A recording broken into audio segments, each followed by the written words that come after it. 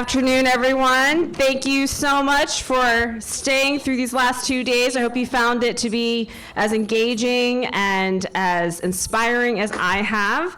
Our last speaker today is a wonderful friend to APAICS. She has been honorary co-chairs to a lot of our activities. She has hosted fellows and interns in her office for APAICS, and it's a delight to have her here to join us today. So please give a warm welcome to Congresswoman Pramila Jayapal. Thank you all so much. It is so good to be here. It's so good to see my friend, our former state senator, Mona Das, is in the room. I know you've all been talking with her, but I just want to start by thanking Madalene and APAICS. You've been such an amazing leader for us. We just had an amazing gala in Washington, D.C. I think it was over 1,200 people. The president spoke at it. And the work that APAICS is doing to really provide resources to AA and HPI women across the country and AA and HPI communities across the country is just so wonderful. So thank you. We've benefited, as she said, from fellows, interns.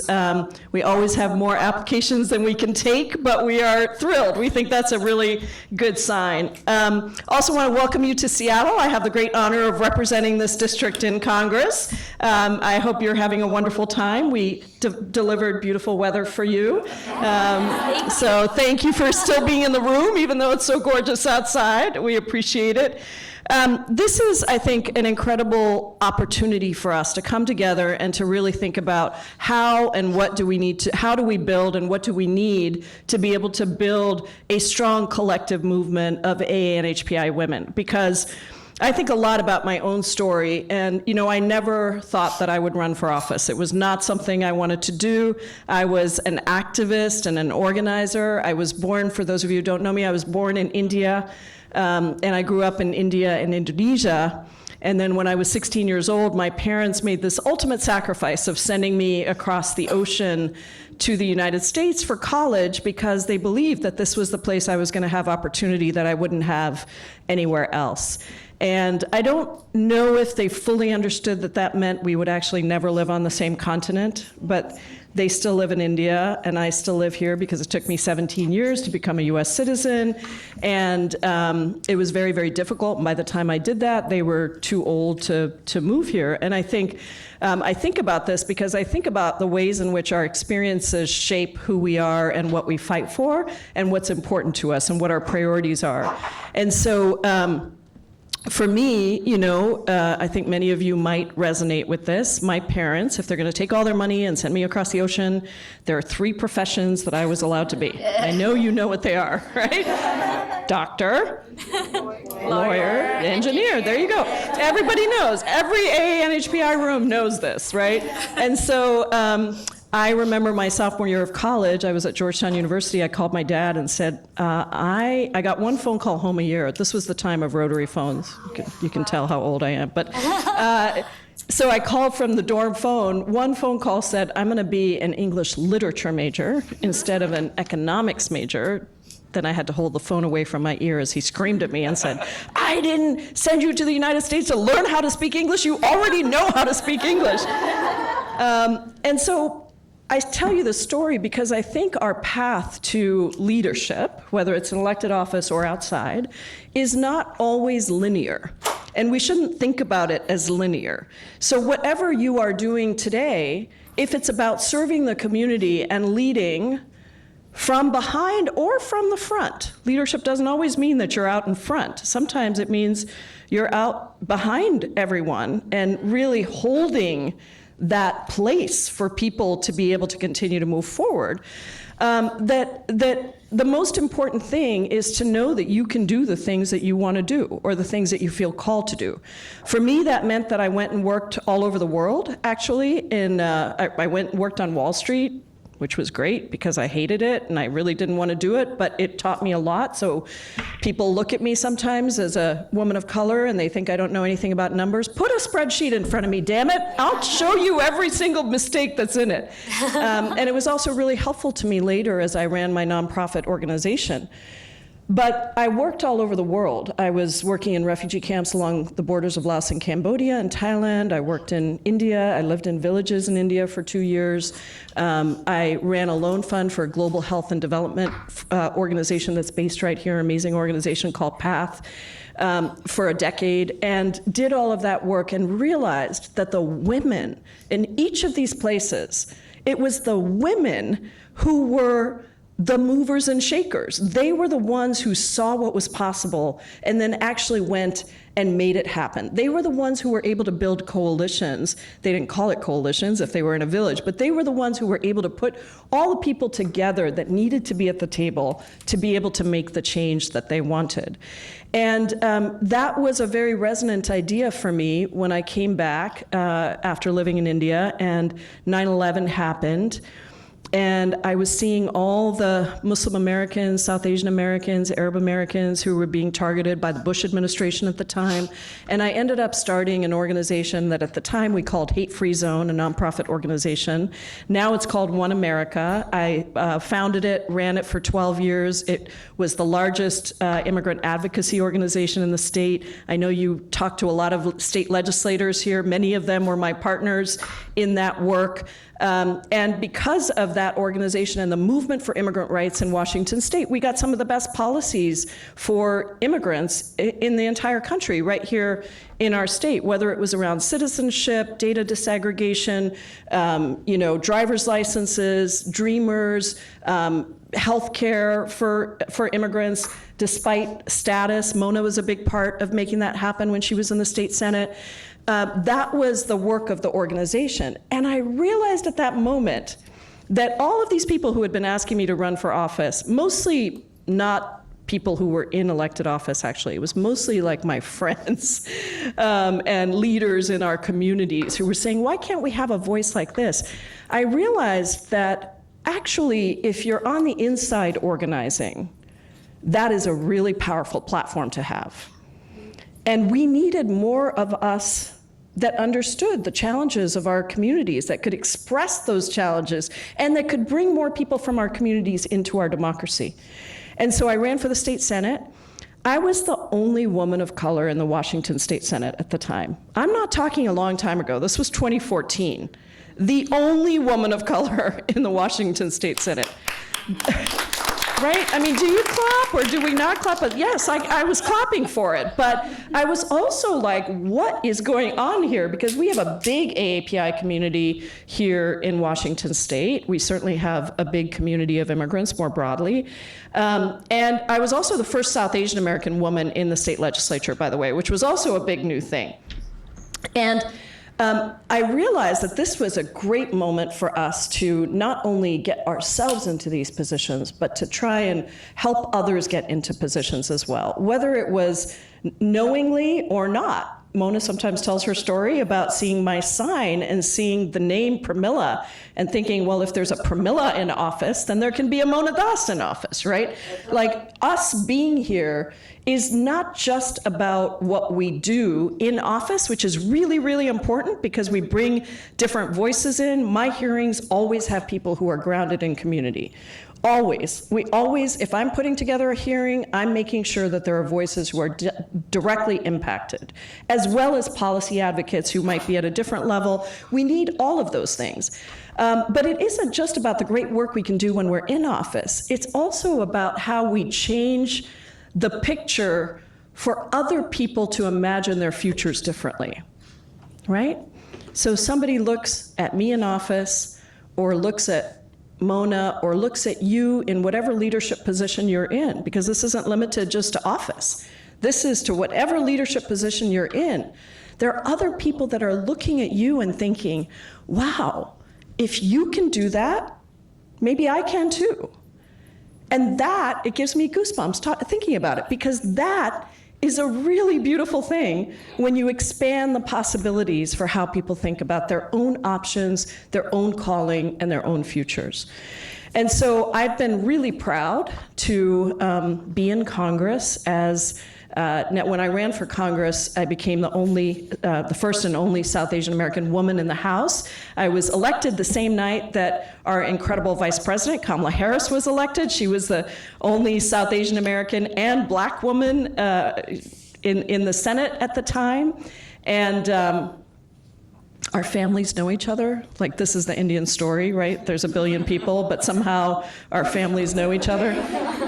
It was an amazing opportunity. And in our office, we have one of the most diverse staffs. My LD is a wonderful an HPI woman, Asian American woman, who worked with me at One America, later went off and worked at other groups around the country, got her master's, and then came back and has been with me for 8 years, Jennifer Chan.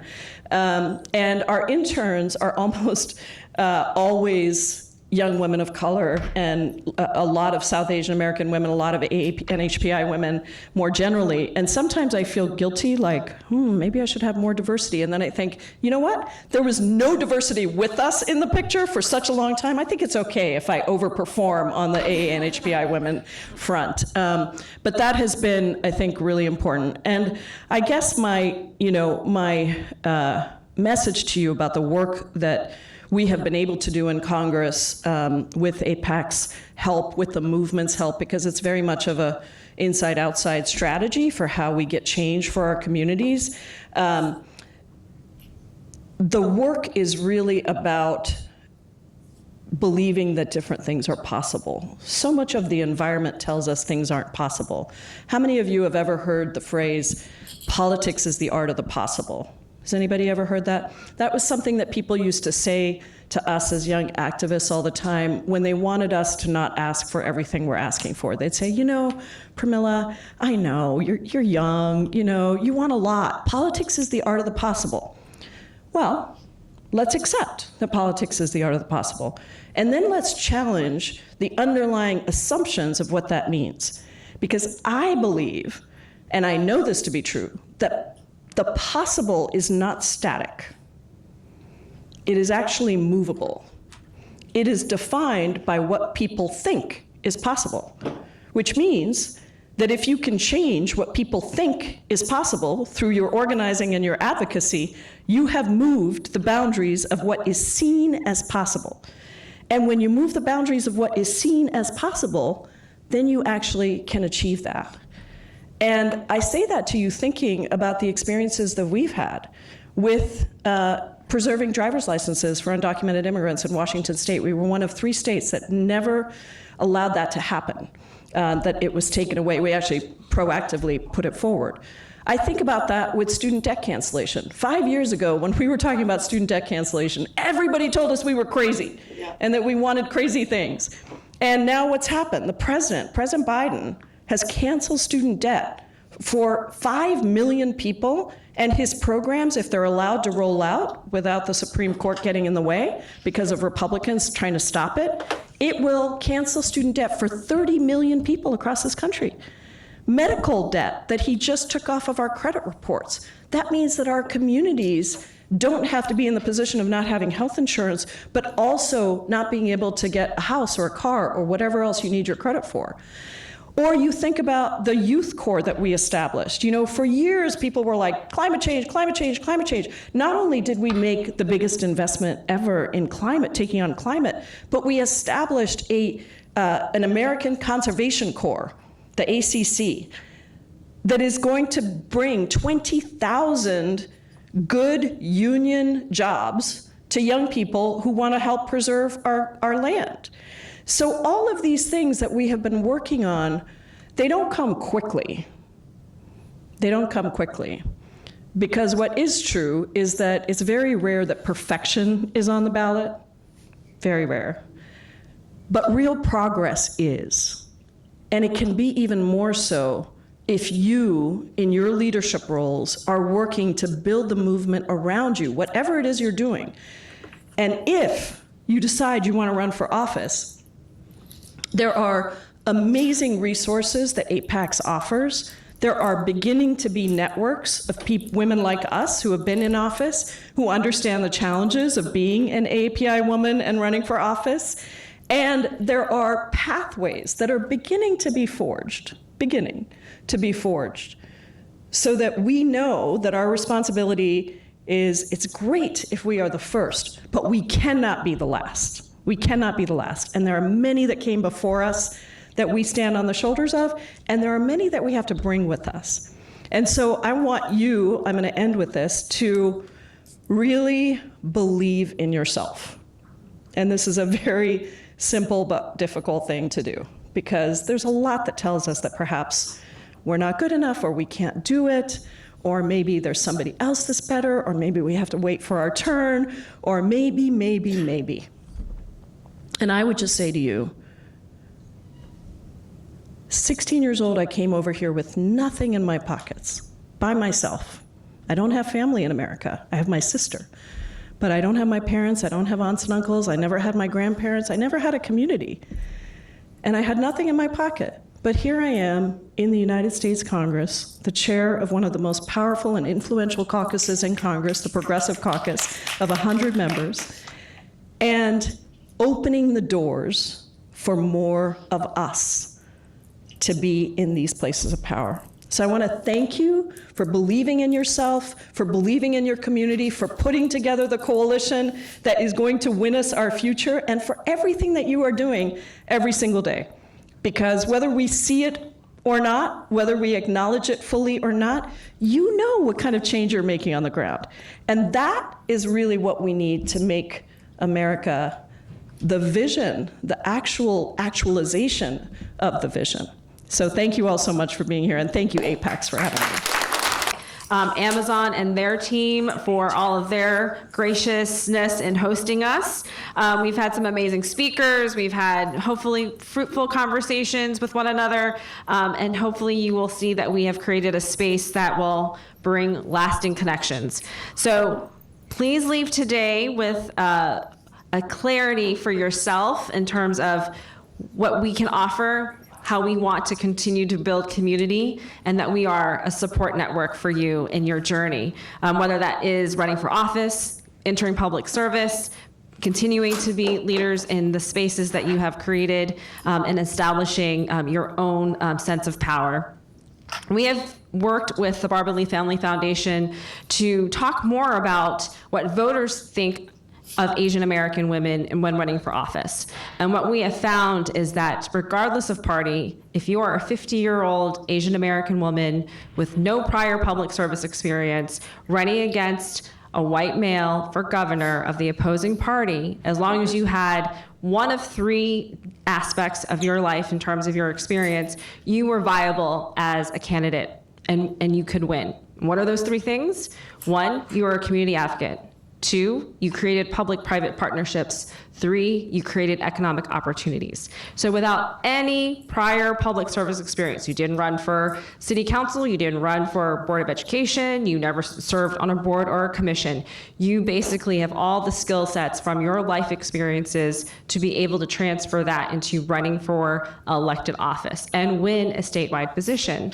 Voters have entrusted their belief in you that you have the viability to win this office. And I share that information because oftentimes we are putting mental challenges and barriers on ourselves. We are expecting ourselves to be more than what we need to be when voters are thinking about what they see as viable candidates. And so I leave you with that because I want you to believe that you yourself have the ability. You already have the skill sets. You already have everything that you need to be able to do the work that you want to do as a leader.